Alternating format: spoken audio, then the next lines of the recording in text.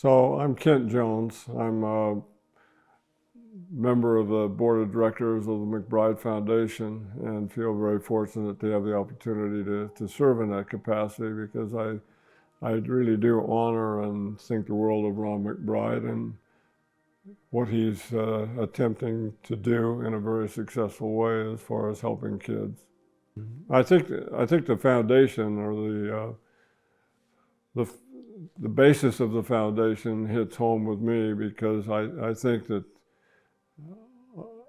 I myself have experienced the fact that kids between the age of 12 and say 15 many times need help, guidance, especially in the time from when school's out until their parents get home. And I think that that is even more important in kids that maybe come from a one-parent family or when both parents are working and no one's at home and there's many opportunities to do things after school, many of those opportunities not being very good. And I've really become very interested in the McBride Foundation because it reflects on what happened to me in my life. My parents were a bit older than most parents. I had a brother that died 2 years before I was born. So I was an only child. My mom, who was just the best possible person, the best woman in the world as far as I was concerned, she died when I was 14 years old of breast cancer. My dad had worked for the government and then retired and worked at a builder's supply company out on the west side as managed their heavy hardware department, but they didn't close until 8 o'clock, and so he didn't get home until 9 o'clock. So when I got home from school, there was nobody there, and there were many opportunities to do things that weren't very good. And most of my friends found those opportunities and had problems later in their life. We lived two houses below Westminster College. And the football coach, Al Mercer, and the basketball coach, Howard Richardson, took me in. And they gave me jobs. I sold ads for the football program. I ran the chain on the sidelines for the football games. I ran the scoreboard at the basketball games. I ate at the training table with the athletes, and I became friends with most of those athletes. But they did for me what the McBride Foundation is set up to do for these kids. They provided me a comfort zone from the time I came home from school until my dad got home at 9 o'clock at night. And they really, no question, they saved my life. The thing that I wish I'd had the chance to do, and I think most of us don't have the chance to do because we don't realize at the time when someone is helping us that much, we don't realize it till many years later. And I wish I'd had the chance to tell them how much they meant to me and how much they did for my life. It's interesting, I was a heart surgeon and I had the opportunity to operate on 3 of those athletes down the road and maybe tried to repay that debt a little bit. But I think that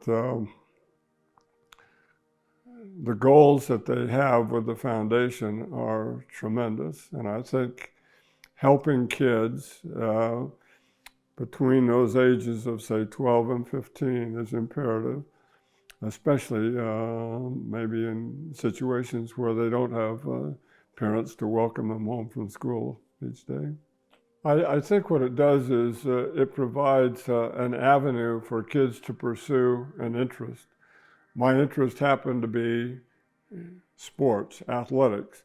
No question, I became addicted to sports. It could have been a lot worse addiction than that. But I hung around Westminster College to the point where I got the nickname of Jonesy the Gym Rat, and I was there all the time. But the McBride Foundation provides the same thing. And sports may not be the thing that kids are interested in. It may be dance, it may be chess, it may be reading, but it provides different avenues for kids to pursue an area of their interest, and it gives them something to do in a period of time when there are attractions out there that aren't good. And those attractions are very easy to fall for, especially at that age, because on the outside, they may look great. And then once you get on the inside, it's too late. And so I think providing, it doesn't have to be sports, even though Ron, his area of interest was sports, especially football, but he's garnered people around him that have other avenues of interest that kids can pursue. Like I said, it can be dance, it can be chess, it can be reading, it can be cross country, it can be so many different things, but to provide them something of value during that very vulnerable period of time. The accomplishment I'm most proud of is being able to help others. And since I retired about 8 months ago, people say, "What do you miss?" And that's what I miss. Just being able to provide others with a chance to live their life again. And that's the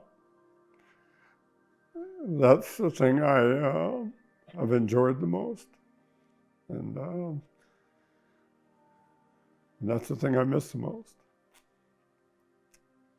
Kent, I just want to thank you for always being available, always taking a phone call, and for going the extra mile to help people.